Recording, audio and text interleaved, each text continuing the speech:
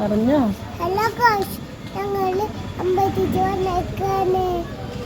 സ്വാമിനെ പ്രാർത്ഥിച്ച അമ്പലം വന്നേക്കാണ്. ഇന്ന് നമ്മൾ വന്നിരിക്കുന്നത് ചിറളയം ശ്രീരാമസ്വാമി ക്ഷേത്രത്തിലേക്കാണ്. തൃശ്ശൂർ ജില്ലയിലെ കുന്നംകുളം താലൂക്കിൽ ചിറളയം എന്ന സ്ഥലത്താണ് ഈ അമ്പലം ഉള്ളത്. ഏകദേശം ഒരു 1000 വർഷം പഴക്കമുള്ളൊരു അമ്പലമാണ്. ഈ അമ്പലത്തിൽ പ്രധാനമായിട്ടും ശ്രീരാമൻ, സീതാദേവി, ഹനുമാൻ, ലക്ഷ്മണൻ, ഭരതൻ, ശത്രുഘ്നൻ അവരെ 3 ആളെയാണ് മെയിനായിട്ടുള്ള പ്രതിഷ്ഠയും കാര്യങ്ങളുള്ളത്. ഒരു ശ്രീകോവിലിൻ്റെ ഉള്ളിൽ തന്നെ 4 സഹോദരങ്ങളെ നമുക്ക് കാണാൻ പറ്റും. പിന്നെ ശ്രീരാമൻ പട്ടാഭിഷേകം കഴിഞ്ഞിട്ടുള്ള രൂപത്തിലാണ് ഈ അമ്പലത്തിൽ ഉള്ളത്. നമ്മൾ കർക്കിടക മാസത്തിലെ 4 അമ്പല ദർശനം നടത്തുന്നതിന് തുല്യമാണ് ഈ അമ്പലത്തിൽ ദർശനം നടത്തണമെന്നാണ് പറയുക.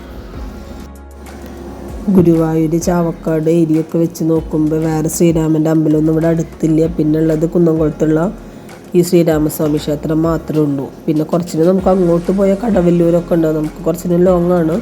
അടുത്തുള്ളൊരു ശ്രീരാമസ്വാമി ക്ഷേത്രം എന്ന് പറയുന്നത് ഈ അമ്പലം തന്നെയാണ്. ഇപ്പോൾ 4 അമ്പലമൊക്കെ പോകാൻ ബുദ്ധിമുട്ടുള്ള ആൾക്കാർക്കൊക്കെ ഈ അമ്പലത്തിൽ വന്നു കഴിഞ്ഞാൽ നല്ലതാണെന്നാണ് പറയണത്. പിന്നെ കർക്കിടക മാസത്തിൽ 31 ദിവസം ഇവിടെ രാമായണ പാരായണം ഉണ്ട്. രാവിലെ ഒരു 7 മണി തൊട്ടിട്ട് 10:30 വരെയൊക്കെ രാമായണ പാരായണം ഉണ്ടാവും. നമ്മൾ ഉച്ചന്നിട്ടാണ് അമ്പലത്തിൽ പോയത്. പിന്നെ മീനമാസത്തിലെ പുണർദം നാളാണ് അവിടുത്തെ ഉത്സവമായിട്ട് അവർ ആഘോഷിക്കുന്നത്.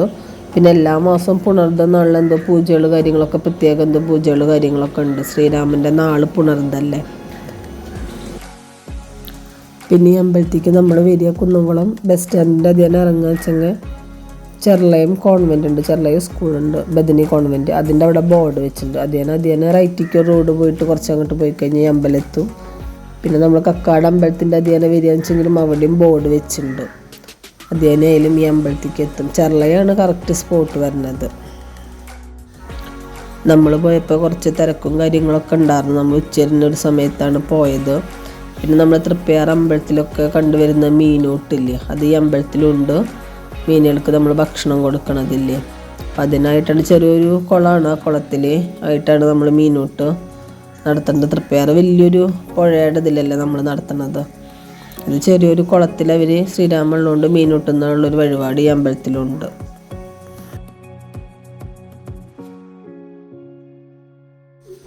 ഈ അമ്പലത്തിൽ അങ്ങനെ തന്നെ നാഗക്കാവ് നമ്മൾ കണ്ടിട്ടുണ്ടായിരുന്നു. പിന്നെ വേട്ടക്കാരൻ്റെ ഒരു അമ്പലം, ഒരു പ്രതിഷ്ഠ ഉണ്ടായിരുന്നു. പിന്നെ ഒരു അമ്മയുടെയും കൂടി ഉണ്ടായിരുന്നു. അമ്മയുടെ പേര് ഞാൻ മറന്നു.